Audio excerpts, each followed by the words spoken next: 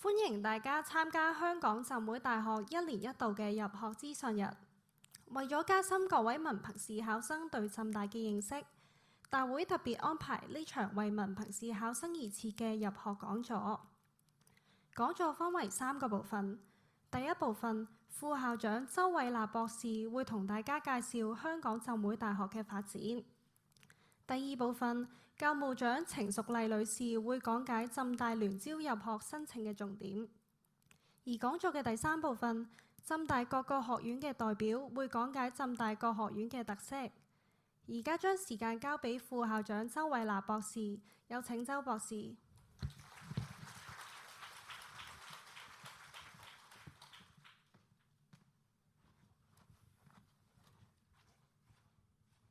各位家長、各位老師、各位同學，早晨。我係周偉立，係浸大負責教育學嘅副校長。我自己本身係讀同埋教心理學嘅。我今日嘅簡報呢，主要係英文同埋中文繁體字。咁我會講廣東話啦。但是我知道我們當中有一些是大陸過來的家長還有同學。那麼如果你們有什麼問題，都可以用普通話發問，但是今天我主要是用這廣東話，還有這些繁體字來介紹我們這一期的課程的內容。咁跟住落嚟，我會大概用10至15分鐘到啦。咁就介紹一下呢，浸會大學本科課程我哋嘅理念係啲咩嘢，咁俾同學參考一下。咁我哋成個理念呢，其實呢就係透過跨學科教育去培養一啲塑造未來嘅同學。因為我哋而家呢個世界呢變得好快。咁一陣我會詳細啲講一下呢，我哋成個概念係點樣樣，同埋點樣去執行。咁呢個古仔呢，就要由大概8年前開始講起啦。2018年至到2028年呢，我哋有一個10年嘅策略發展計劃，裏面呢有3個最重要嘅策略發展目標。第一個呢，就係大家見到㗎啦，最佳學習經歷。我哋呢10年其實一路以嚟都係嘅。我哋都係為學生咧提供最佳嘅學習經歷。我哋希望啲學生咧將來畢業嘅時候咧係有創意、關懷其他人、關懷社會，同埋咧係有道德素養嘅領袖。佢哋唔單止喺香港、喺國家、喺呢個地區，以至全世界咧都去作出貢獻。咁我哋啲同學畢業嘅時候咧，我哋希望佢哋有呢7個素質：公民啦，佢哋能夠有全球嘅視野。肩負道德責任，致力於可持續發展。咁可持續發展咧，唔係單單講我哋嘅環境，仲會講埋一啲社會嘅發展啦。例如要建立一個比較平等、公平嘅社會。如果唔係，社會都會唔穩定噶嘛，係咪？咁知識啦，精通佢自己本身嘅學科同埋跨學科嘅知識。學習啦，善於反思、虛心、自主求學，兼具文理或者人文科技嘅視野同埋精神。能夠解決問題，呢個係好重要嘅。有創新嘅精神啦，富有同理心，能夠以唔同嘅語言同埋方式嚟到溝通。我特別要強調方式，因為唔係淨係語言嘅。我哋而家呢個世代咧，同學係最叻㗎啦，用影像啦，用短片啦，用音樂啦，用藝術啦嚟到去溝通。咁我哋都希望同學咧可以掌握到唔同嘅溝通嘅方法。團隊協作啦，服務多元社群。最後一點咧好緊要嘅，身心靈健康。因為如果我哋想同學可以做到多啲嘢咧，佢身體唔健康，唔能夠刻苦耐勞。如果佢心靈唔健康，遇到挫折都好容易放棄嘅，咁其實係唔可以噶嘛。咁呢個7個咧就我哋嘅素質。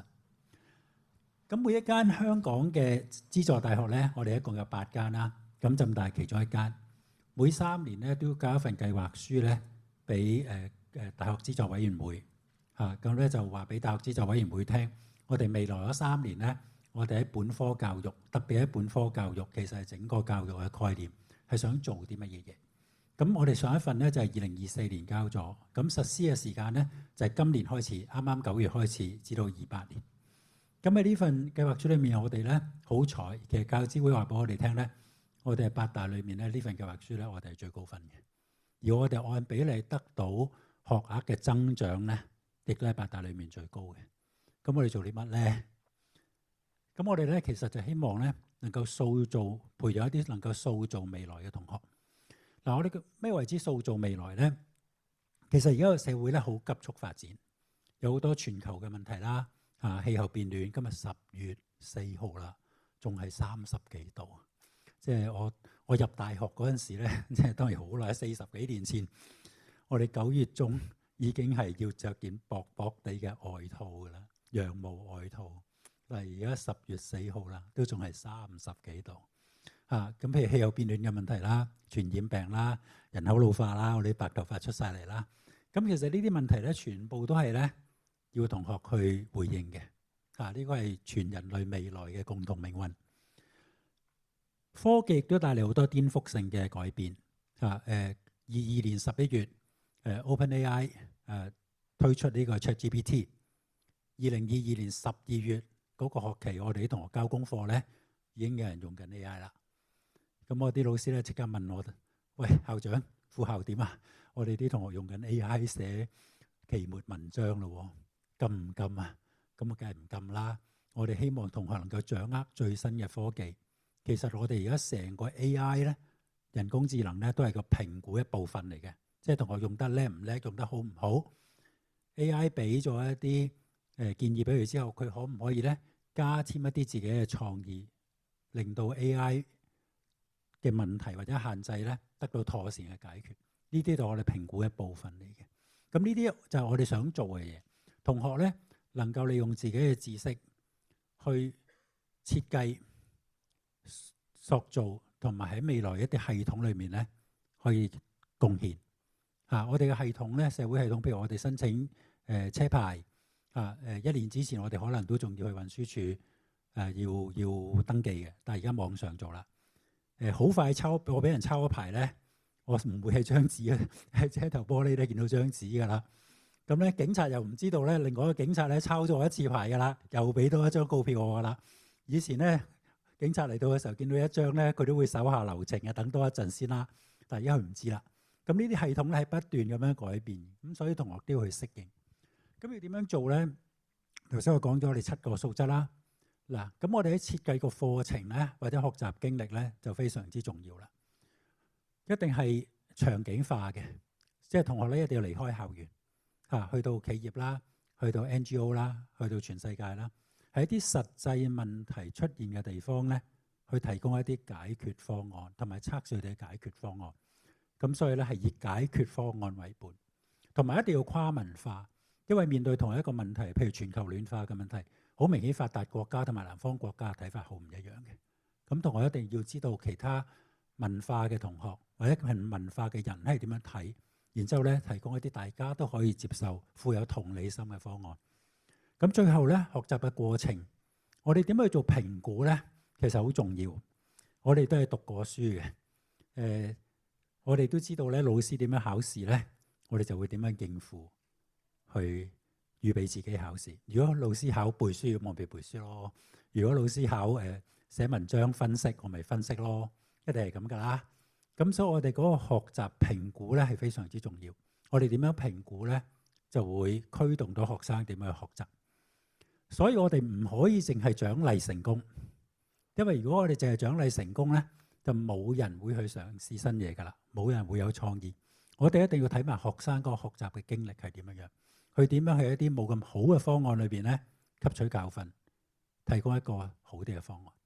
咁譬如頭先 AI 嗰個例子啦，而家好多同事咧係好勤力㗎，你哋嘅老師係好勤力嘅，因為佢哋唔係淨係睇最終同學交嚟嗰份文章，佢哋係睇同學咧第一代自己寫嘅文章，同 AI 做完一輪嘢啦，再嗰份係點嘅咧？第二輪、第三輪，然之後最後嗰份文章。咁我哋睇到同學嗰個進程。呢個係非常之重要。咁我哋其實除咗提供不同嘅主修俾同學之外咧，我哋都提供唔同嘅學習途徑。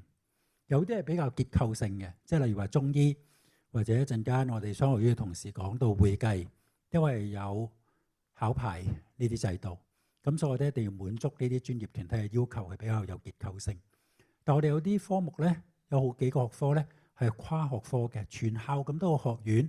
好多個學系嘅老師咧都會參與，仲有一個咧，我哋收好少人嘅啫，每年我哋只係收15位同學。佢哋嚟嘅時候咧就話俾我哋聽，我有一個議題咧，我好想去做嘅。譬如我好想扶貧，減輕即係全球呢個貧窮嘅問題。佢嚟到嘅時候咧，我哋就有老師啦，有一啲專業嘅人士啦、專家啦，帶住佢哋全校嘅學科，佢哋都可以揀。佢哋亦都可以話俾我哋聽，佢哋希望去乜嘢嘅場景裏面去做實習，或者去做一啲 project， 做一啲研習嘅作業。咁呢啲就我哋俾呢啲同學一個非常非常之大嘅彈性，自定主修。咁我哋喺浸大咧，其實有4個重點領域嘅文化藝術啦，同埋一啲創意媒體，即係好似係電影學院啊、視覺藝術學院啊、音樂啊等等。健康啦、中醫啦、藥物開發啦，就係包括我哋嘅中醫藥學院啦、體育啦、教育及心理啦、社工啦，呢一啲咧就係中間嗰部分啦。人文同埋文化就包括歷史啊、文學啊等等。咁呢一啲咧，全部咧都會同第4個結合，就係科技、人工智能、大數據。我哋而家做好多所謂叫做 social tech 社會科技、health tech 健康科技、art tech 藝術科技、fintech 金融科技，全部咧都會同技術咧結合一齊。我哋深信咧技術嘅發展咧係要人文學科去帶領嘅，因為技術帶嚟好多問題咧，包括一啲道德倫理嘅問題咧，佢自己本身係解決唔到。但係調翻轉咧，人文學科咧，譬如我自己讀心理學啦，我哋一定要用好多去科技嚟到促進我哋嘅創造同埋研究嚇。咁科技提供好多嘅新嘅可能性俾我哋。咁我哋會點做咧？我哋嘅聚焦點咧，其實就係聯合國嘅可持續發展計劃。我哋會唔同嘅學科啦，唔同嘅範疇啦，工商界啦、我哋啦、政府啦。咁頭先提過，學習係跨學科、跨領域、跨文化、情景化同埋以方案為本。咁我哋有5個跨學科嘅本科課程。最新嗰個啱啱今年9月開嘅咧，就係數位未來同埋人文學科。其餘嗰4個頭先提過嘅自定主修啦、藝術科技啦、全球娛樂啦、創新醫療同埋社會健康咧，都係22年開始咗噶啦。而家第一屆同學咧就係第4年。咁一陣你都有機會咧上邊咧可以同佢哋傾下偈。佢哋做緊啲咩嘢，讀得有幾開心。大家都可以同佢哋傾下偈。好啦。咁25到28，我哋話俾教資會聽做啲咩嘢，令到佢哋俾咁多學額我哋咧？我哋提議一個非常之有彈性、好靈活嘅課程。同學如果喺嗰個結構性嘅學習途徑咧，佢會有第一個主修，可以有一個專修，可以有一個副修。同學亦都可以咧有一個第一主修，有一個跨學科嘅第2主修。一陣我會翻嚟講解一下呢個係咩嚟嘅。因為呢個都係好新鮮嘅事物，香港暫時都係淨得我哋做嘅咋。咁跟住咧，亦都可以有一啲第2主修係比較着重某一個領域嘅通識教育課程，好多跨學科嘅內容。所以咧，即使係一啲結構性學習途徑嘅同學，譬如中醫，咁佢話你覺得跨學科咁重要，咁中醫你又冇？唔係啊，佢哋都有㗎。喺我哋嘅通識課程裏面咧，提供呢啲學習機會俾佢哋。好啦。咁有啲咩創新課程咧？25到28頭先提過啦。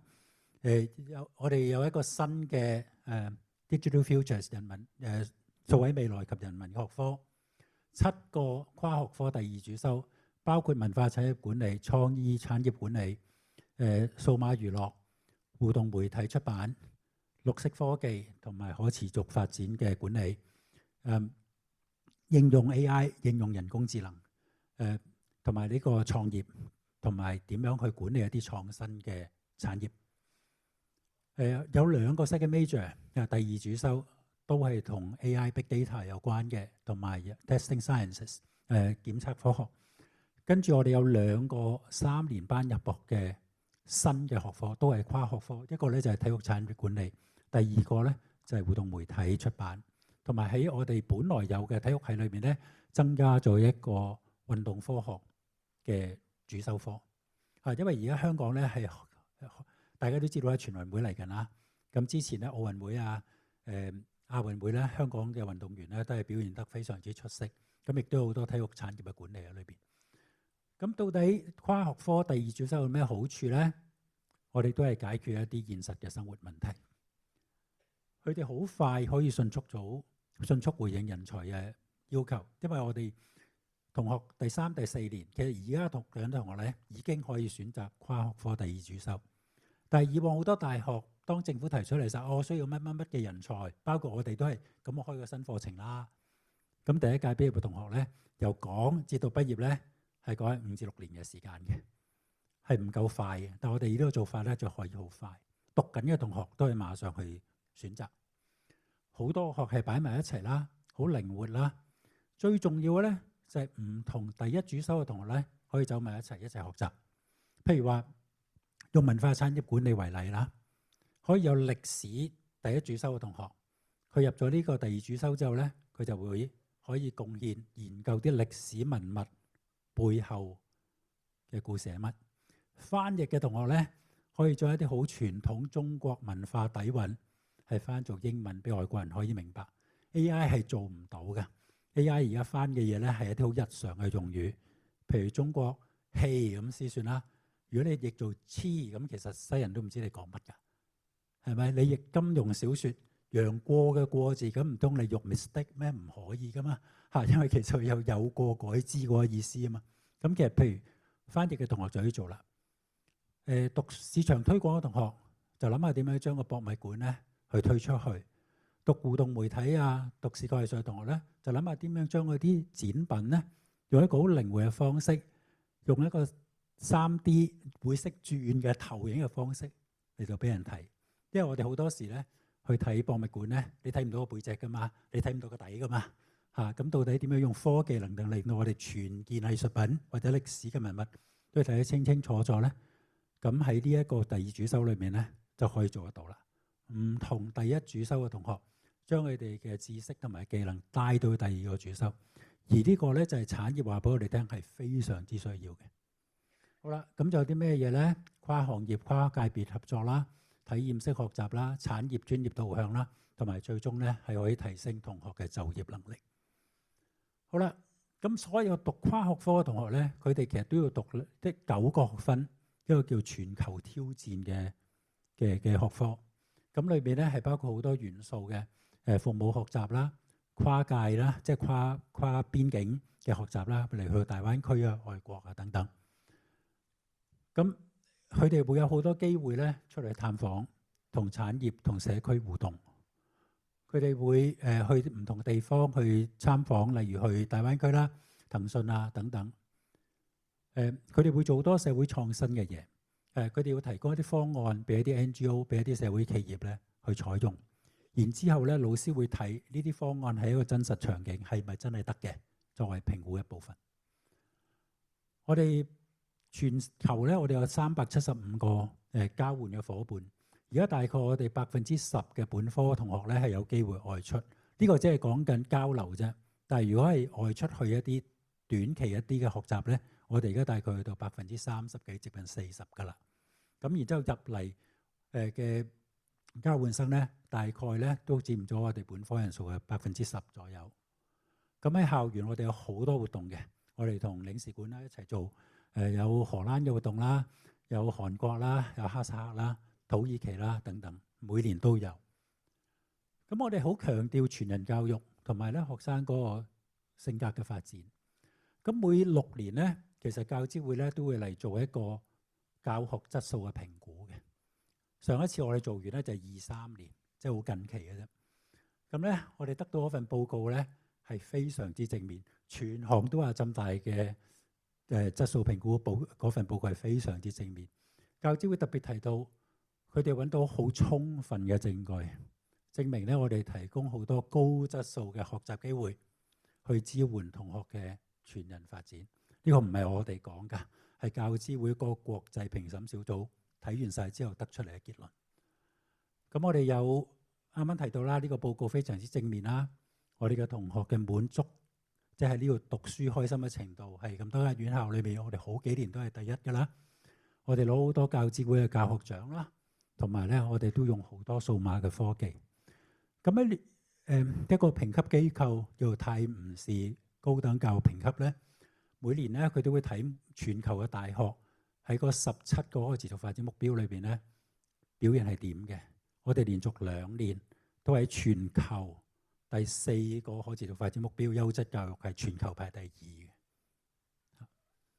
咁我哋喺教資會咧傑出教育獎咧，其實表現係非常之突出嘅。你見到啦，連續幾年我哋都會有獎攞。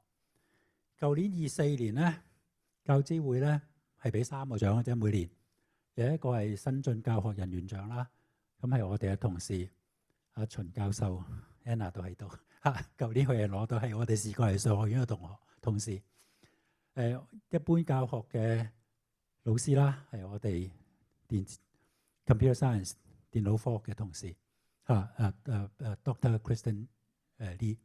然之後咧，合作團隊咧係港大牽頭嘅，但我哋都有一位同事喺度，就我哋全人教育中心嘅主任Dr. Teresa Kwong。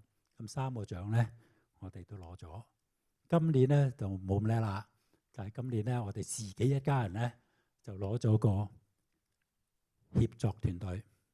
咁呢個獎咧啱咧禮拜一頒獎嘅，帶頭咧張國威教授。William 你喺唔喺度啊？係喺度。William 張教授喺嗰度佢啱星期一咧攞咗呢個大獎。如果你星期2睇報紙咧，你見到佢張相咧同埋啲同事嘅獎咧，周圍都係嘅咁呢個好重要嘅獎項。咁啱咧9月啦，上個月我哋咧有1700個宿位新鮮落成咁咧就係 Care 社塘村裏面有4棟宿舍。咁你見到啦，啲雙人房設備咧係非常之齊全嘅。佢哋亦都有好多活動，例如高桌晚餐啦，有機會咧同一啲嘉賓一齊去交流。我哋喺珠海咧，其實有間學校嘅，可能有啲家長啲同學唔知道，其實喺香港嘅大學裏面咧，第一間入去大灣區辦學嘅咧係浸會大學。2005年，我哋同北京師範大學喺珠海成立咗北師香港浸會大學。由呢度去到我哋珠海校園咧，搭車咧大概2個鐘頭就到㗎啦。咁我哋啲同學咧，外嚟嘅國際學生咧，我哋全部都帶到去珠海，帶到去大灣區，帶嚟學習。香港嘅同學咧都可以參加一個我哋叫做延伸學習計劃。嗱，你見到我哋珠海嘅校區咧係非常之靚嘅，佢哋學生數同我哋差唔多，但係佢哋嘅面積咧係我哋嘅10倍，仲擴建緊。咁所以咧，上到去嘅時候咧，啲同學好多學習嘅空間。好啦，咁延伸學習計劃到底係點嘅咧？同學咧就可以選擇，全部佢自己選擇㗎，就喺珠海讀一個學期或者讀一個學年，當中咧就會有好多其他學習經歷。咁你問啦，啲學分點計啊？其實咧喺珠海嗰間學校嘅同學咧，佢哋攞1個學位嘅啫，就係香港浸會大學嘅學位。佢哋嘅課程咧全部都係我哋呢邊審批，質素保證我哋做嘅，全英語教學。咁所以咧上面讀嘅學分咧係可以帶翻嚟香港，就唔會遲咗畢業嘅。咁呢個係俾同學去選擇。咁當我哋喺大灣區嘅時候咧，又係有好多嘅參觀啦，有大公司啦，有文化景點啦等等。另外咧，我哋仲會帶佢哋出去嘅。2024年我哋帶咗佢哋去中東，你見到佢哋參觀唔同嘅大學等等啦。今年25年去咗德國參觀 ETO 同當地一啲文化藝術組織商會大學嚟到去交流。咁呢啲就我哋嘅同學嘅學習經歷啦。咁喺呢度咧，我就停一停先。咁呢一張圖咧就係舊年24年聖誕節影嘅，喺維港上空，上面 HKB 嗰幾個字咧係無人機嚟嘅，係一啲參加我哋活動嘅中學同學舊年嘅創作嚟嘅。多謝咁多位。第2部分有請教務長程淑麗女士為大家介紹聯招入學申請嘅重點。有請程女士。早晨咁多位。咁今日咧好開心，我哋教務處咧就舉辦咗呢個入學資訊日，咁歡迎咁多家長、老師、同學都嚟到。咁啊明白到咧，其實今日我哋係俾好多資訊俾你嘅。咁頭先你已經聽咗一個好豐富嘅介紹啦，就係浸大呢幾年嘅急速嘅發展啦，跨學科嘅教育啦。咁下面咧，我哋仲會有時間咧，就係俾每一個學院嘅老師咧，都會講解佢啲課程嘅。所以我呢個部分咧，其實就係比較簡單。點解咧？我就係希望呢張片咧，你哋可以影低佢嘅。就係話，如果你今日攞晒所有資料翻咗去之後，仲有嘢想問，仲有嘢諗下，就係咦想知道喎。咁我哋就特登介紹俾你聽。我哋咧就今年咧就做咗一個新嘅呢個嘅 admissions 嘅 website 嚇。咁裏邊咧就係話我哋嘅課程啦、個內容啦、嗰個入學嘅資訊啦，擺晒喺上面。咁亦都咧係改良咗咧，就係嗰個搜尋嘅功能咧，就比之前咧就係好咗嘅。咁所以咧，大家可以影低呢個啦，就係有我哋嘅教務處入學呢個事務處嘅網頁。跟住另外一個嘅功能咧，就係都比較係好實用嘅。咁因為同學咧好多時都會睇，即係話除咗自己嘅興趣咧，都會睇一睇，就話分數嘅要求係點樣樣嘅。咁我哋咧其實就係已經係做咗一個我哋叫 admission score calculation。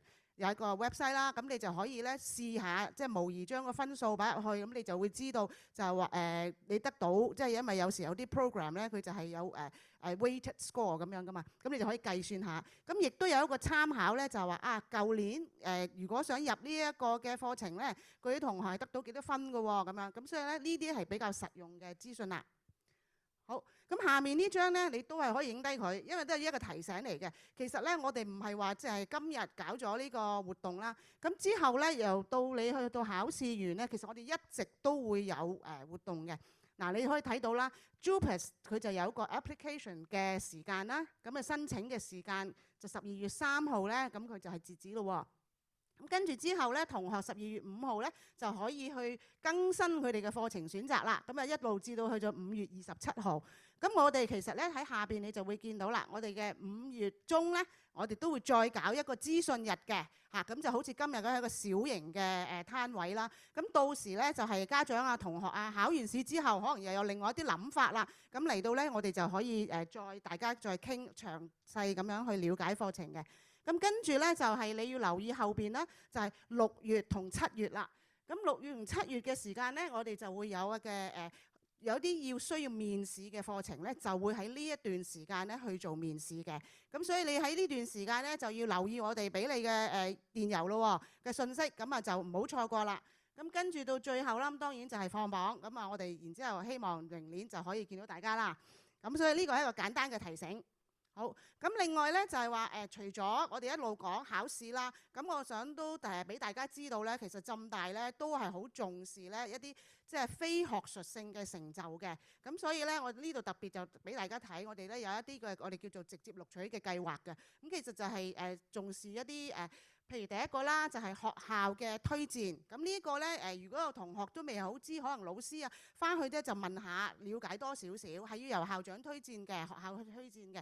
咁但係咧就同你平日嘅一啲唔同嘅領域上邊嘅優異嘅表現咧係掛鈎嘅。咁譬如你話我可能咧係領導才能或者其他方面嘅才華咁樣。咁所以咧就有另外一個途徑啦。咁跟住另外就係一個運動員啦。咁運動員咧，相信呢個我就唔多介紹啦。應該好多人都會知道我哋浸會大學嘅運動員計劃咧非常成功啦，有好多嘅有幾位啦，我哋啲同學畢業生咧都係呢個奧運嘅金牌得主嚇。咁呢個咧網頁咧都可以睇到一啲嘅信息噶啦。好，咁我就唔佔用太多時間啦。咁多謝大家，咁希望大家就聽多啲關於課程嘅內容。第3部分將會有請各學院嘅代表輪流上台分享。首先有請文學及社會科學學院嘅江俊教授。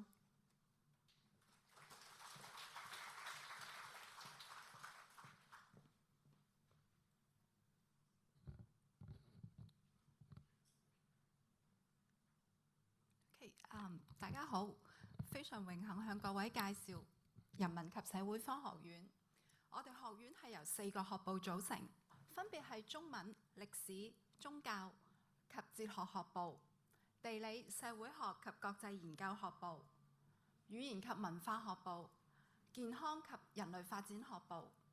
人文及社會科學院係大學當中較具規模嘅學院。喺2025年嘅新生當中，每10位受教資會資助嘅同學，就有超過3位係嚟自於人文及社會科學院嘅，人數係佔接近其他5個學院總人數嘅一半。另外，我哋嘅教師團隊除咗教學出色，佢哋喺科研領域更有卓越嘅成就。我哋有10位老師喺2025年係榮獲史丹福大學世界頂尖嘅科學家。人文及社會科學院係提供多元化嘅本科課程，係包括13個主修，主要係中文語言、中國語言文學、創意及專業寫作、英國語言文學、歐洲研究、地理、歷史、國際及關係學、人文學、體育及健康管理、宗教哲學及倫理、社會工作、社會學、翻譯學。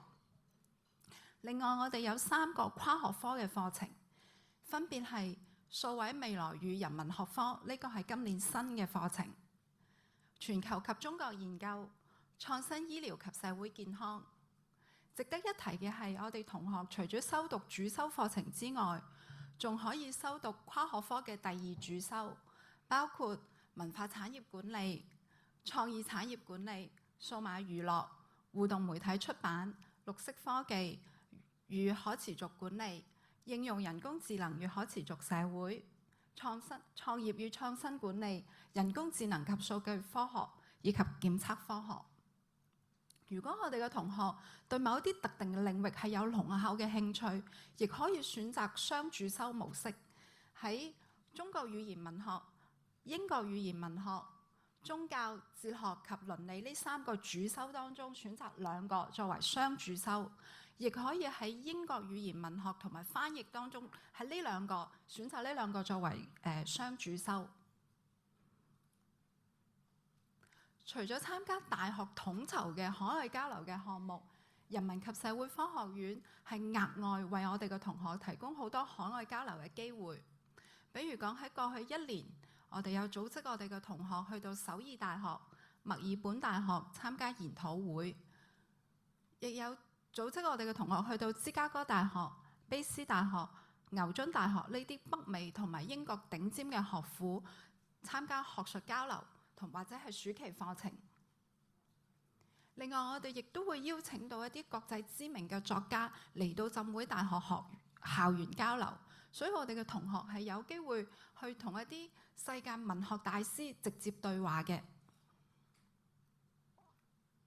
喺今日下晝，人文及社會科學院會組織好多場嘅課程簡介會，涵蓋所有嘅課程，包括13個主修、3個跨學科課程。我哋歡迎感興趣嘅同學同埋家長去參加。所有我嘅介紹就到呢度，多謝。以下有請工商管理學院嘅文國良先生。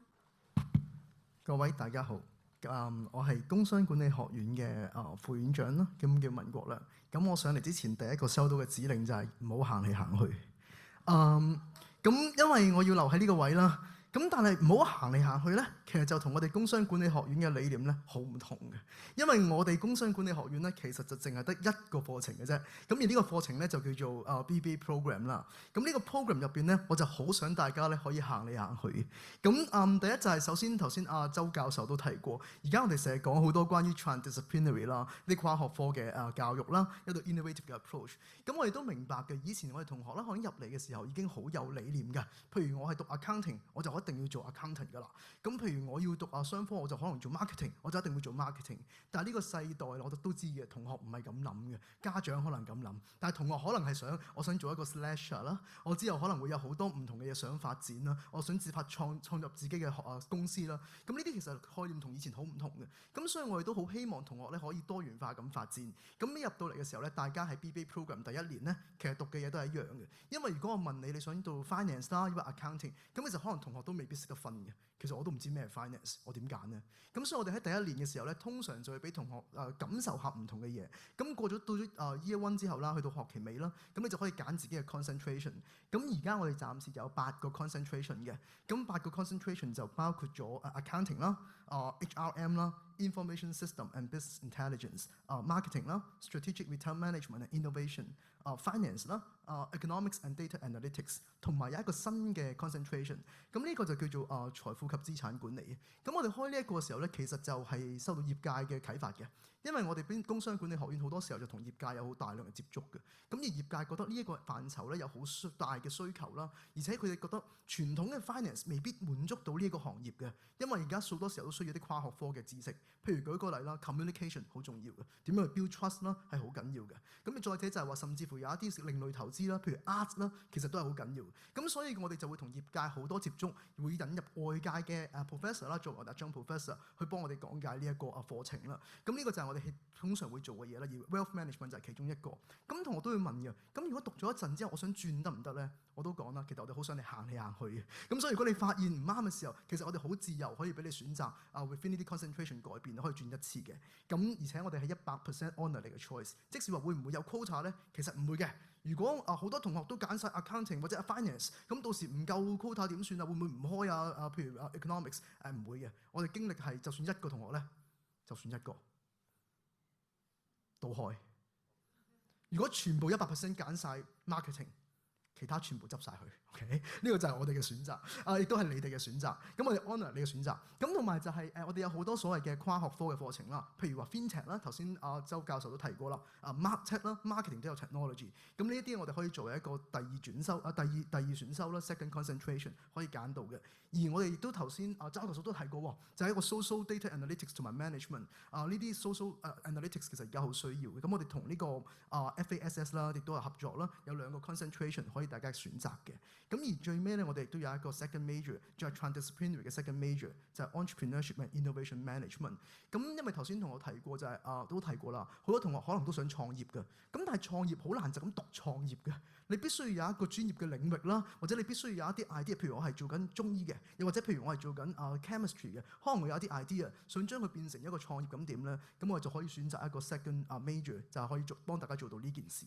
咁我哋呢一類咁嘅學習模式咧，盡量引入外界啦，咁亦都令我哋成為一個所謂 triple accredited。我哋係全球1% 嘅商學院啦，係得到3個著名嘅評級機構啦嘅國際嘅評級機構認證嘅。咁呢個就係我哋商學院啦。咁頭先提過啦，除咗呢一啲咁嘅傳統 program 之外咧，我哋都會好嘗試俾大家行出去嘅。行嚟行去，包括行出去咯，同 sector 嘅合作啦。咁所以我哋有好多譬如話 self-learning 嘅 initiative。我哋其中一個就係話，頭先周教授又講過啦。其實就係話呢個世界科技轉得好快。咁我平時都會同 LinkedIn 去做下 sharing 咁樣。咁你會發現就係好多業界咧，其實都覺得啲技術嘅嘢要轉得好快。咁我哋為咗滿足呢件事咧，有陣時大學未必隨便開一科新都要1年㗎。咁所以其實我哋會點做咧？我哋可能就會同 LinkedIn 咧有一個合作。咁所以其實我哋就會要求大家有一個 self-learning 嘅criteria， 咁我哋可以遲有詳細再講啦。咁我哋呢啲 initiative 咧，亦都 LinkedIn 都俾咗個獎我哋嘅。咁如果你上網揾嘅話，你會發現佢哋從來好少俾獎教育機構嘅，通常佢哋係俾一啲人力資源啦，或者俾一啲公司嘅獎項。咁呢個係唯一一個教育機構攞過嘅獎，你可以揾得到。咁呢個就係我哋其中一樣嘢啦。咁另外 student ambassador program 啦、career link 啦，同埋一啲 outreaching 嘅 activities， 我哋都好希望同好多業界嘅接觸，同埋有好多同跨學科嘅接觸啦。我舉多個例子啊，譬如話今年我哋其實頭先周教授 show 過俾你睇無人機啦，咁我哋亦都有一個無人機嘅項目嘅，咁就係同麥當勞之家合作，咁就係我哋嘅 business 嘅同學啦，同埋一啲其他學科嘅同學會一齊合作，同一啲病童啦，共同創作一個無人機表演，係 for 佢哋籌款嘅。咁你可以見到呢個世界就係唔單止 project management， 唔單止商業 art 啦、科技啦，同埋 social impact 係全部都掛鈎嘅。而呢個就係塑造未來，而我哋 BBA 都係想做呢件事。咁最後啦，要你行嚟行去係唔單止喺國家入邊行嚟行去嘅，你都要行出去嘅。咁所以我哋最後亦都有好多 support 啦，就係俾你哋去做一啲 exchange 啦。我哋 business school 亦都有好多資助俾你咁做。咁最後就係如果你想行嚟行去行得遠啲、耐啲咧，我哋都會有一個 double degree program。咁我應該就時間唔多㗎啦。咁如果我哋一陣間對商學院有興趣嘅話咧，可以嚟我哋嘅 information booth 啦。咁我到時再詳細同大家行多轉啦。咁多謝 ，thank you。以下有請中醫藥學院嘅關曉怡教授上台分享。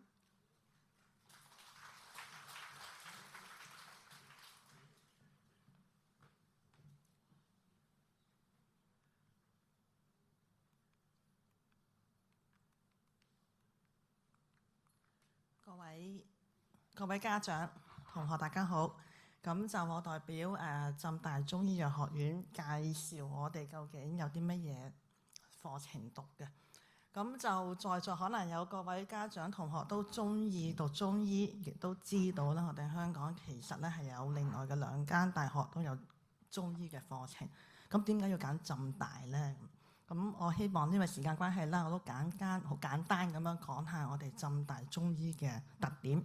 咁第一咧就係我哋浸大中醫有自己一個嘅獨立嘅大樓喺右下方。咁其實今朝我哋9點半咧都做咗一個簡介會㗎啦，可能在座有老師嘅家長同學都見過面。咁我哋自己一個大樓啦，佢裏邊有我哋嘅實驗室啦，有我哋嘅課室啦，亦都有我哋其他嘅圖書館啦，亦都有一個 clinic 啦，亦都有博物館等等嘅。咁另外咧，我哋浸大中醫嘅特點咧，就係相對嚟講咧，我哋嘅教學嘅人員咧係比較多嘅。我哋教學人員咧係有差唔多100個，咁科研人員咧有130個。我哋中醫嘅教授咧係有差唔多60個。咁點解要話俾大家同學聽咧？因為如果大家同學讀中醫嘅話咧，低年班由1年班到5年班上學期咧，都係有見習嘅工作。咁見習喺邊度見習咧？我哋浸大中醫轄下有15間中醫診所。咁呢啲嘅中醫師就喺裏邊工作。大家同學見習嘅時候咧，呢啲中醫師就係大家嘅老師啦。咁所以可以加埋咧，大家嘅老師嘅數目咧，有成差唔多100幾200個嘅老師係陪住大家6年讀呢個中醫嘅課程，或者係4年呢個中藥嘅課程嘅。咁另外我哋浸大咧，浸會大學其實可能大家都知道係我哋香港第一間中醫醫院嘅營運嘅機構。咁我哋大學嘅網誌都有一個page 咧係介紹中醫醫院嘅。咁亦都係陸續咧開始 recruit 一啲嘅中醫師嘅一啲嘅同事咧喺嗰邊嘅工作。咁至於係中藥嘅同學畢業之後有咩方向咧？咁其實中醫醫院旁邊咧就有一個叫做中藥檢測中心。咁裏邊做啲乜嘢嘅咧？醫不離藥，咁有醫一定有藥噶啦，尤其中藥。中藥究竟係真定假嘅咧？究竟係 quality 係點樣嘅咧？咁就靠我哋中藥畢業嘅同學嘅專業嘅知識咧，去做一啲 QC 嘅工作，亦都喺隔離一個嘅中藥檢測中心。咁啊，圖片見到咧，我哋讀緊嘅在讀同學去嗰日去參觀啦。咁我哋學院咧有嘅2個 program 咧相對簡單，一個就係中醫同埋 biomedical science 嘅雙學位課程。咁即係話咧，大家同學讀完之後咧，同時可以有2個 degree。咁因為要讀咁多嘢啦，讀嘅時間就會耐啲啦，6年嘅。咁教學嘅語言咧，都要提一提咧，就係我哋中醫嘅科目咧，都係會用中文教嘅。中文咧即係話普通話或者係廣東話。咁 biomedical science 嘅嗰一邊嘅通科目咧，都係用英文教嘅。咁所以我哋係2文3語嘅。咁另外咧有一樣嘢就係大家同學或者家長要留意嘅咧，如果係報讀我哋呢一個中醫課程咧，我哋係好睇同學有冇讀過生物或者係化學。咁點解要咁提咧？因為以往嘅經驗咧，有同學將我哋擺咗241年喺 Band A， 但係佢冇讀過呢2個科目，或者冇讀過其中一個科目，我哋都係唔會邀請佢嚟面試嘅。咁至於中藥嗰個課程咧，就係2420，咁就記住係2個唔同嘅 program 嚟㗎。咁呢個係讀4年嘅啫。咁呢個4年嘅課程咧，同學畢業之後先講過啦，主要就係做一啲中藥檢測嘅工作。所以我哋希望同學咧報讀嘅時候咧，都係有一個讀過化學嘅呢一個嘅科目。咁我哋收生咧唔多㗎。中醫咧係估計係37個啦，中藥係23個。所以如果同學記得翻頭先有幾多個老師，我哋差唔多有100幾200個老師。咁呢100幾個老師咧，計埋中醫嘅教授咧，就係陪住大家一齊度過呢6年同4年啦。咁畢業之後究竟揾唔揾到嘢做咧？梗係揾到嘢做啦。我哋中醫嘅同學咧，其實就業率係差唔多接近100% 嘅。咁今朝我哋其實9點半已經有一個簡介會咧喺大樓，亦都我記得有家長咧都好關注，究竟畢業同學有冇嘢做㗎？咁有嘅，唔使擔心。咁因為我哋有一個中醫醫院啦，除此之外咧，我哋有轄下嘅10幾間嘅診所啦，我哋亦都有好多 NGO 嘅機構啦。咁可能有啲家長唔知道，我哋而家其實好多西醫嘅醫院咧，有一個叫中西協作模式。咁即係話西醫裏邊其實都會有中醫嘅醫師喺裏邊嘅。咁所以就業嘅問題係唔存在嘅，唔使擔心嘅。咁呢一個就係最後嗰個下邊嗰度咧，就係講翻我哋究竟呢個報名嘅時間啦。咁呢個可以各位家長睇翻我哋大學AR 嗰個嘅網址，以嗰個嘅時間為準。咁就因為時間關係啦，我唔可以講太多啦。但係如果大家同學或者家長想知多啲嘅話咧，其實我哋今日晏晝3點喺我哋中醫藥大樓有另外嘅一個簡介會。咁希望喺嗰度可以見到大家，再可以同大家詳細咁樣再講多啲。多謝大家。以下有請傳理學院嘅周石教授上台分享。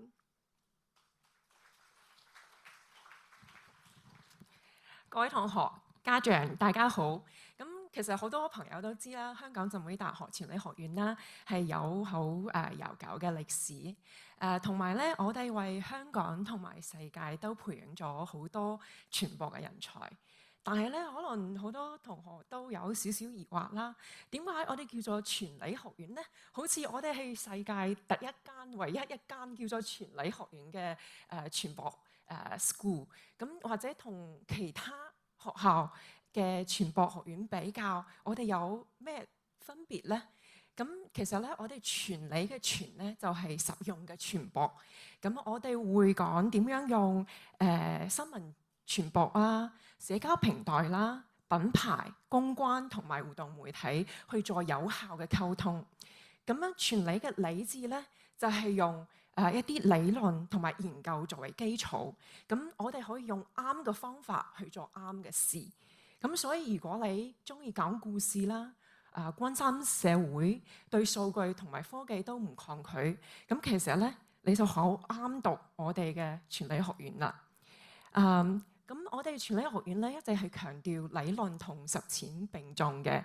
咁喺呢度咧，你唔單止可以學到點樣去創造有意義、有影響力嘅內容或者係產品，咁你都可以知道點樣去同唔同嘅機構去溝通，點樣去用傳理傳播嘅一啲方法去解決實際嘅問題。同埋咧，我哋都會教大家點樣去分析數據啦，運用最新嘅 AI 嘅科技。咁喺呢度咧，可以真正嘅做到學以致用。咁我哋咧傳理學院唔單止係想培養大家作為一個專業嘅人才或者係專業嘅從業者，我哋都想訓練大家嘅一啲批判思維啦、創作力、社會責任感同埋同理心，希望同學咧可以成為新一代嘅傳播領袖。咁我哋咧唔想去追住潮流去跑嘅，而係我想大家一齊去定義未來，咁可以掌握到未來傳播嘅方向。咁所以咧，無論呢個傳媒嘅媒介點樣變啦，或者係大家嘅喜好點樣轉，其實咧，只要大家可以掌握到呢個社會嘅運作規律，掌握到呢個底層嘅邏輯，無論係何時何地都可以立於不敗之地。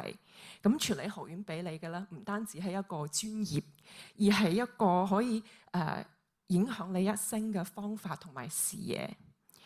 咁喺我哋嘅課程方面咧，傳理學院有3個唔同嘅學系。咁呢3個學系咧，分別對應咗3個唔同嘅主修方向。咁包括埋 Journalism and Digital Media Major 啦、Public Relations and Advertising Major、Game Design and Animation Major。咁如果同學咧係中意讀前2個主修方向 journalism 或者係 PRA，咁其實係唔急住喺第一年揀方向嘅。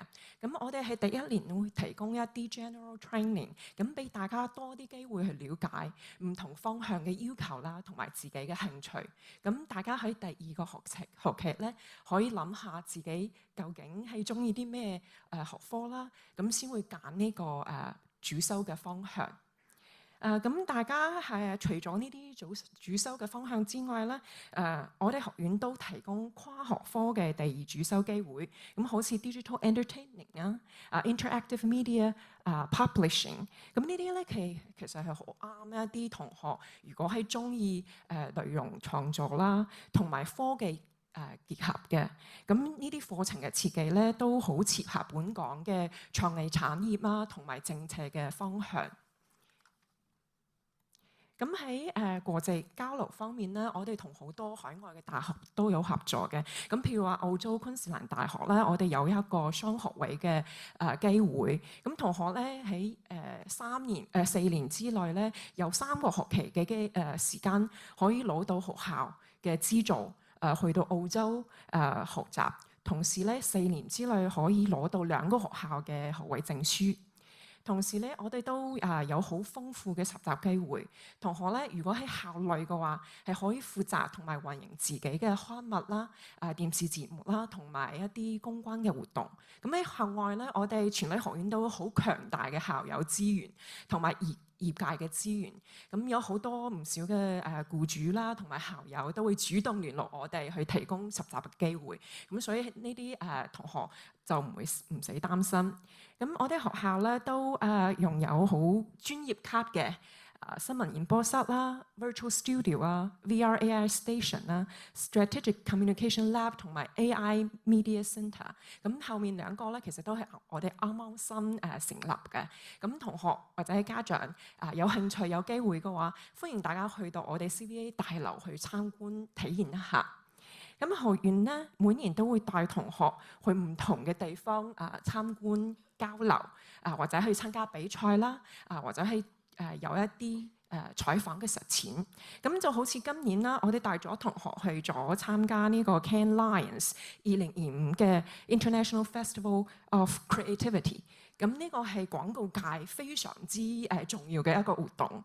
咁同學咧都有機會去咗世界唔同嘅地方啦，譬如話新加坡日本克羅地亞。咁今年咧，我哋新聞系嘅同學就去咗日本嘅世博會去進行採訪。咁大家可以睇到啦，我哋全禮學院唔單止係有悠久嘅歷史啦，喺呢個科技社會變革嘅過程中咧，我哋都不斷進步。咁希望俾大家咧提供一啲最新啦，同埋適合呢個社會發展嘅課程可以選擇。同學畢業之後嘅出路都好廣闊嘅。咁我今日咧，因為時間關係就講到呢度先。如果大家有興趣嘅話，歡迎嚟到我哋 CVA 大樓嘅諮詢攤位啦，同埋我哋有好多唔同嘅主修簡介會。咁記住攞呢個小冊子啊，可以了解多啲我哋學院嘅諮詢。好多謝大家。以下有請創意藝術學院嘅秦羅恩教授上台分享。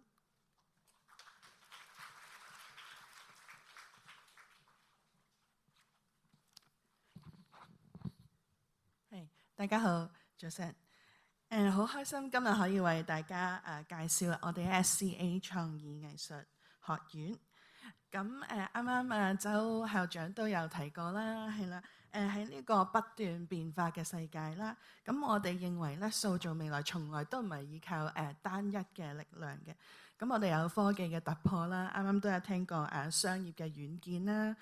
亦都有社會嘅進步，咁而創意咧就係將呢一切連結起嚟嘅一種語言啦，亦都係我哋認為係驅動全球文化同經濟嘅一種好重要嘅動力嚟嘅。咁我哋創意藝術院嘅使命咧，其實就係培養呢一種可以識得用跨界語言去創新嘅新一代嘅創作者啦。咁而佢哋嘅視野啦，同埋才能咧，係可以去構建一個更加豐盈同埋充滿無限可能性嘅未來嘅。咁我哋 SCA 咧就提供呢一個咁樣嘅跨界啦創新作為核心嘅學術嘅平台。咁大家見到佢係由電影學院啦、音樂學院同埋視覺藝術院3個大 academy 組成嘅。咁呢一度嘅學術理念啦，我哋唔單止係去傳授創意藝術嘅知識啦，而係更加希望我哋嘅學生可以用佢嘅創造力啦、想像力啦，同埋一啲批判性嘅思維去重新審視藝術喺當代甚至乎喺未來嘅一啲角色，而幫助佢哋可以喺呢一個嶄新嘅創意藝術機遇入邊，去成為一個可以好靈活去發揮嘅全能嘅人才。咁我哋 SCA 咧提供一共7個涵蓋咗電影、音樂、視覺藝術嘅課程啦。其中仲包括咗2個跨學科特色嘅課程。第一個就係藝術及科技嘅文理學士啦，同埋一個有關全球娛樂嘅工商管理文學士。咁呢啲課程嘅設計咧，其實同全球文化創意產業嘅需求係好緊密相關嘅。咁我哋學生唔單止會掌握到一啲專業嘅技能啦，仲會洞察到行業嘅趨勢，同埋學習點樣喺呢個唔同嘅領域入邊可以揾到自己嘅一啲優勢同埋定位嘅。咁我哋學院每一位嘅老師咧，亦都嚟自唔同嘅專業背景嘅。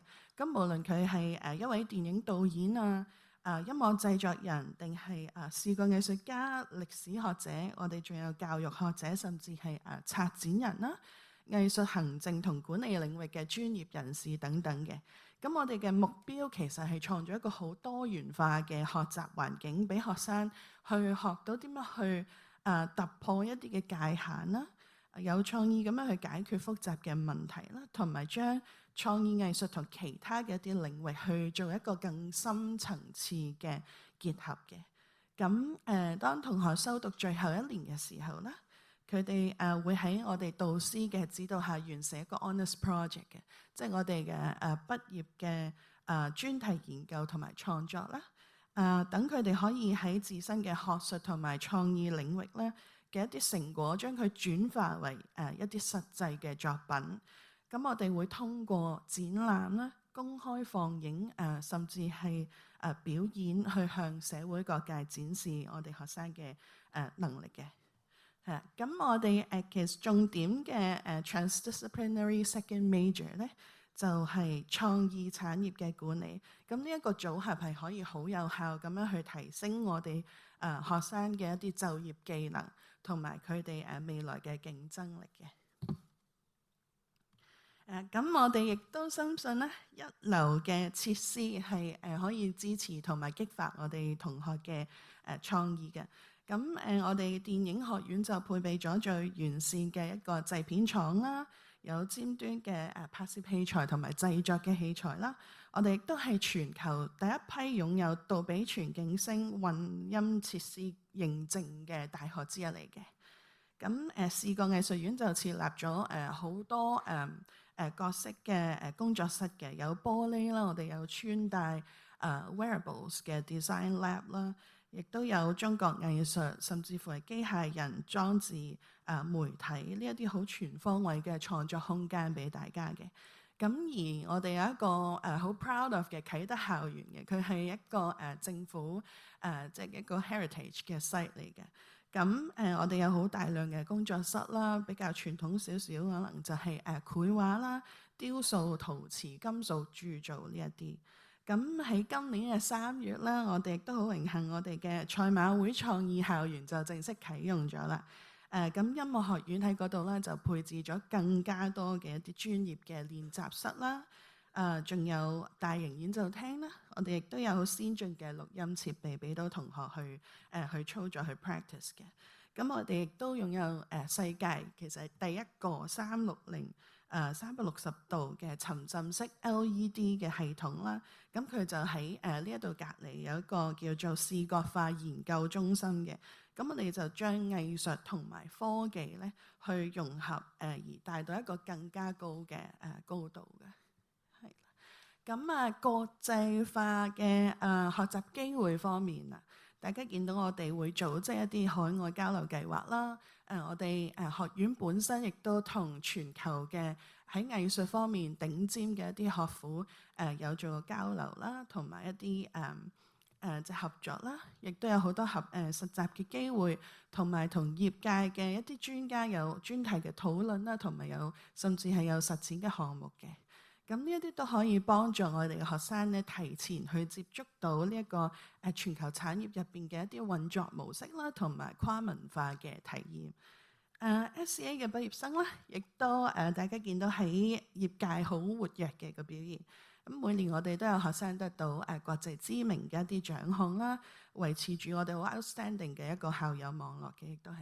咁我哋嘅老師啦，亦都好積極喺世界各地有參與一啲學術交流啊、競逐獎項啊，同埋去保持住一個持續學習嘅心態啦，去保持我哋影響力嘅。咁而喺即係大家都好關心就業嗰方面啊，咁 artist 佢哋係咪真係一個淨係自我表達咧？其實唔係嘅，我哋都有好多協作嘅成分嘅。咁佢哋除咗即係真係可以成為 producer、composer、artist 呢一啲啦，亦都可以從事同藝術同媒體嘅管理啦，或者喺娛樂行業做一啲 admin 啦，市場營銷啊、發行。項目或者活動統籌呢一啲職位嘅。咁我哋其實所有 program 都係結合咗好強嘅一啲藝術理論啦、研究，亦都有技術技巧應用嘅方面嘅。咁所以同學可以都幾自由咁樣可以喺業界嗰度揾到自己職業發展嘅道路嘅。咁如果大家有興趣咧，我哋其實對我哋自己嘅 candidates 都有比較高嘅期望啦，尤其係佢哋需要喺呢個creative arts 方面要好有passion 同埋興趣，亦都要有相當嘅 practice。咁呢一個根據我哋唔同嘅課程咧，有唔同嘅入學要求嘅。但係我哋overall 就係非常注重面試上面嘅表現，同埋同我哋老師嘅交流。而其他嘅我哋可以透過提交作品集 portfolio 去睇到嘅。咁所以如果大家對我哋嘅一啲其他嘅資訊啊、入學要求有興趣啦，我哋就喺賽馬會創意校園 JC Cube 1樓嗰度有個諮詢站嘅。咁旁邊咧嗰棟CV 大樓啦，啱啱周教授都有介紹過，我哋就喺地下同3樓咧，今日安排咗過往優異畢業作品嘅展覽啦，同埋 Open Studio 同埋 workshop 俾大家。咁希望今日大家 enjoy。Thank you。以下有請理學院嘅馬力權博士上台分享。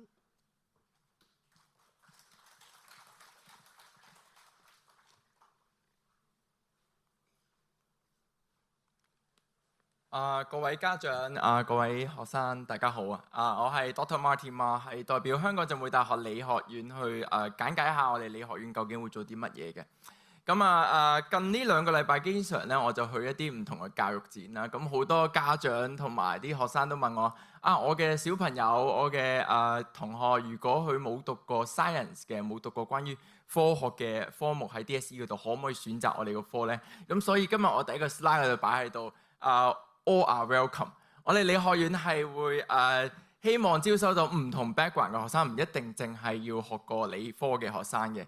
咁而且我哋理學院亦都提供7大唔同嘅主修咧，陣間會講多啲啦。亦都會提供唔同嘅學習機會啦，包括實習啦、海外交流啦、暑期研究啦等等嘅。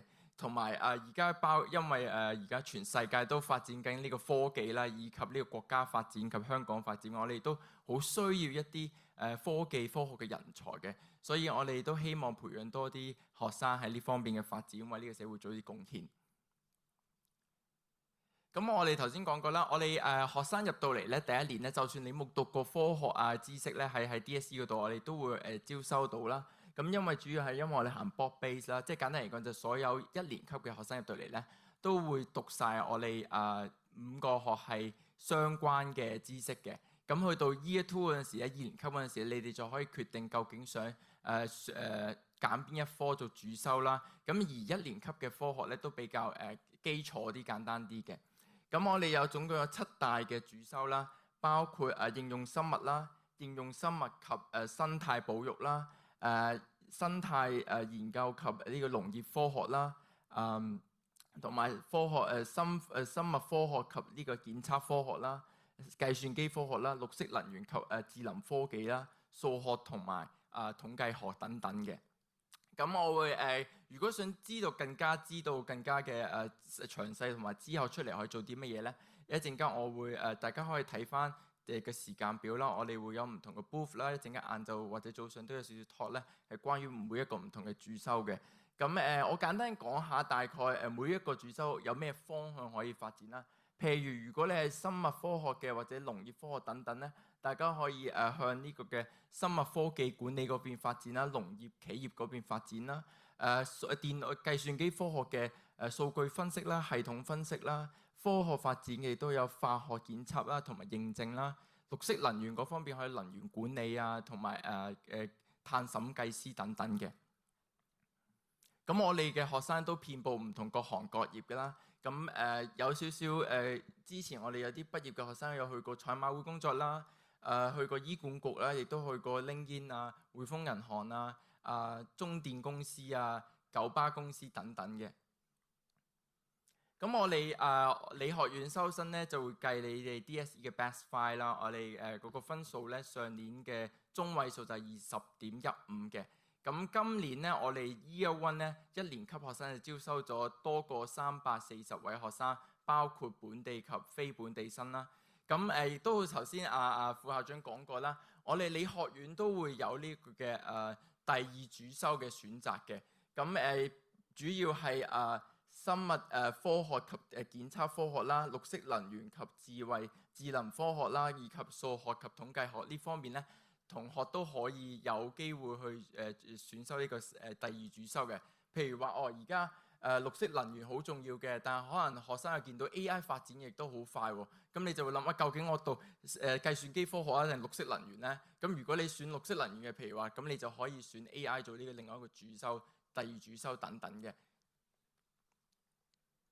咁我哋除咗理學士之外咧，你有理學院咧，亦都有另外一個 JUPAS Code 啦，2910啦，係理學士商業計算及數據分析嘅。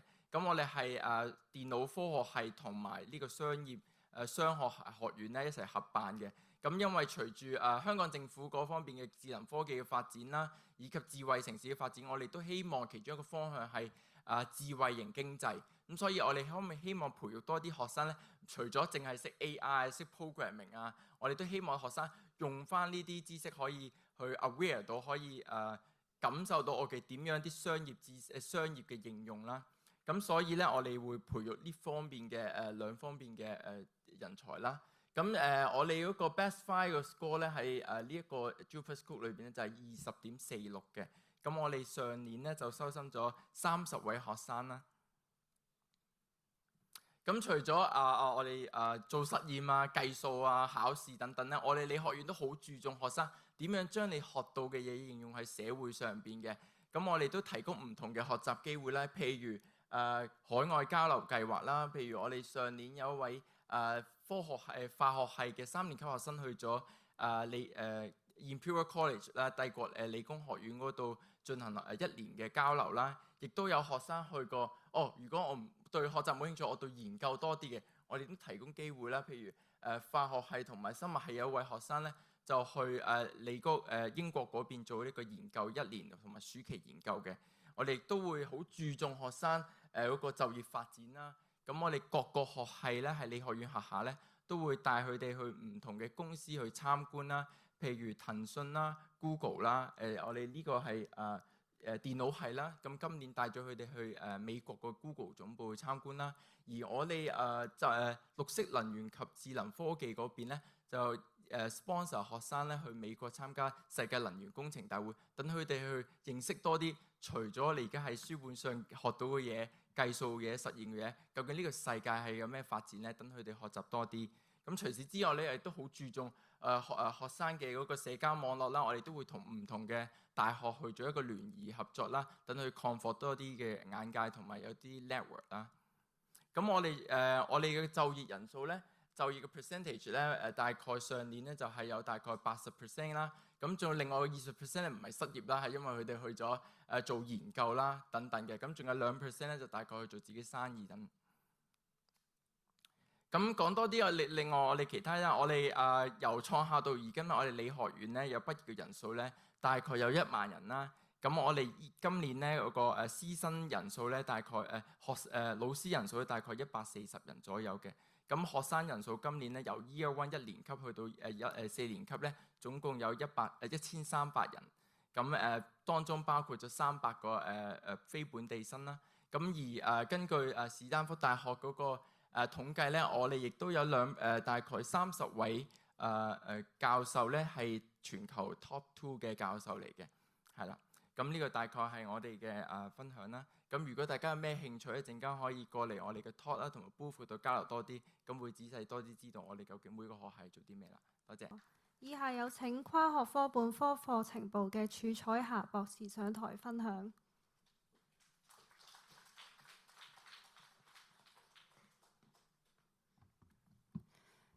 各位家長、各位同學，大家好。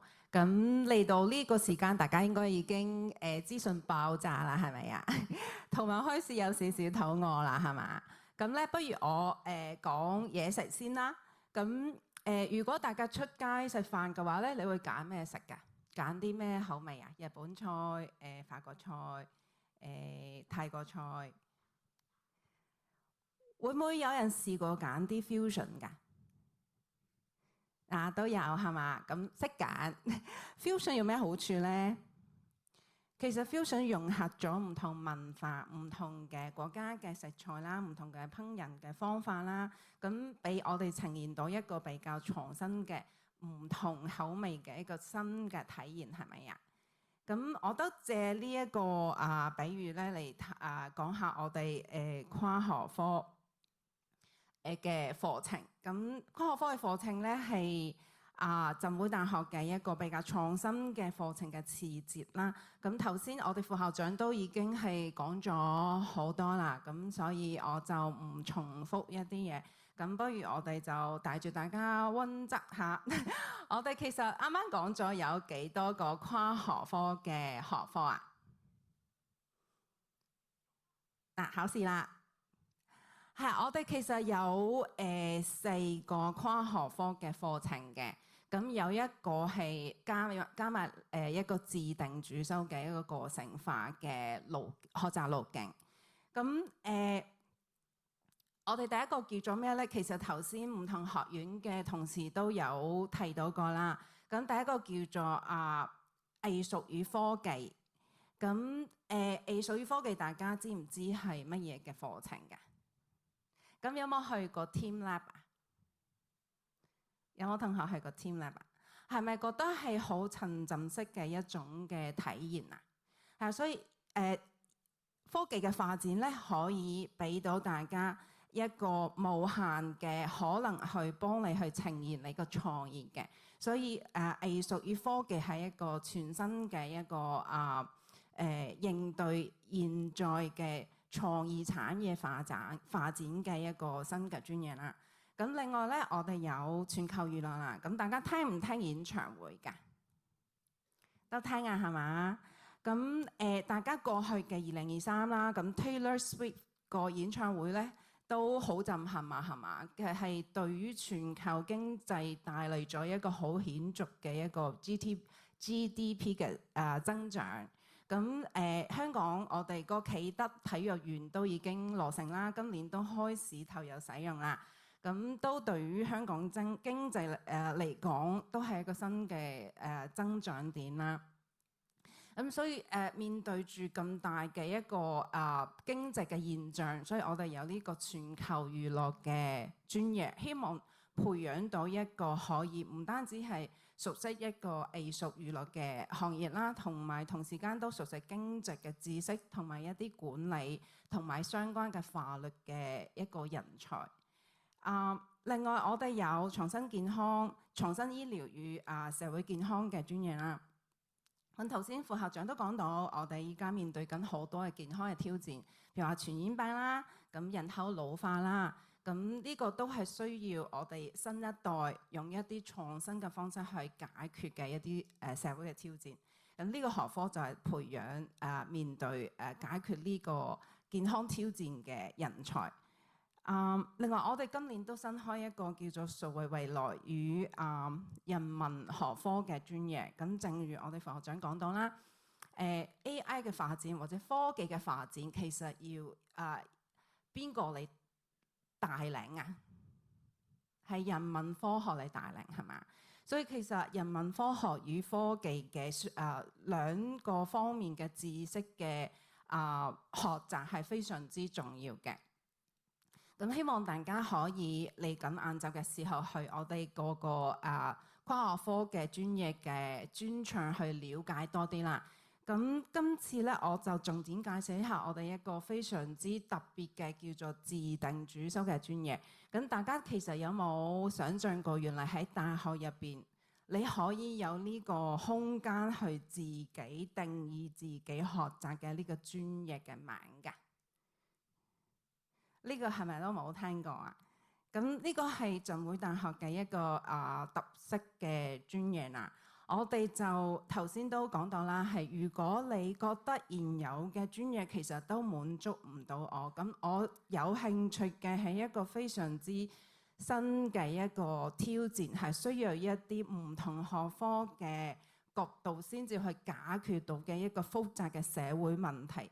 咁你可以嚟揀一個自定主修呢個專業，我哋會有一個專業嘅老師，一個教授會帶住大家。咁家長大家都會為啲小朋友去揾一對一嘅輔導啦，係咪啊？即係中學啊、小學啊都會揾輔導啦。咁大家都知道一個個性化嘅一個輔導係好重要嘅。咁我哋呢個項目咧係提供到一對一嘅一個教授與同學嘅一個學習嘅帶領嘅。當然同中學嘅嗰個輔導課程、輔導功課就唔一樣啦，係個教授會帶住同學一步一步由發現問題到尋找解決問題嘅方案，再將你個解決方案可以最後發展到一個成果，成個過程其實都係由一個教授可以帶住大家嘅。咁呢一個學習嘅模式係非常之難得嘅，呢個係要去到博士嘅階段先至去擁有嘅一種嘅配置啦。所以我哋呢個課程係非常之特別。除咗我哋會有一個教授嘅帶領之外，我哋都會同業界嘅啲人士係去緊密嘅合作啦，都會有一個我哋叫做公司或者係一啲社福界嘅一個諮詢嘅一位老師同大家一齊合作，陪住大家一齊行落去嘅。咁我哋一陣間咧響Triangle嘅出邊咧都會有個攤位嚟介紹我哋呢個項目，同埋我哋個專場係介紹呢個自定主修嘅項目嘅。希望大家有興趣都可以聽一聽。咁我哋全部頭先講到嘅跨學科嘅課程同埋個性化嘅主修咧，都會要上一個9個學分嘅全球挑戰嘅課程。頭先副學長都講到啦。咁我哋呢個課程咧有咩特別咧？我哋都會提供到一個情景化嘅教育俾到大家。咁譬如話，我哋個全球挑戰2就會去教大家一齊去解決香港嘅可持續農業發展面對咁嘅挑戰。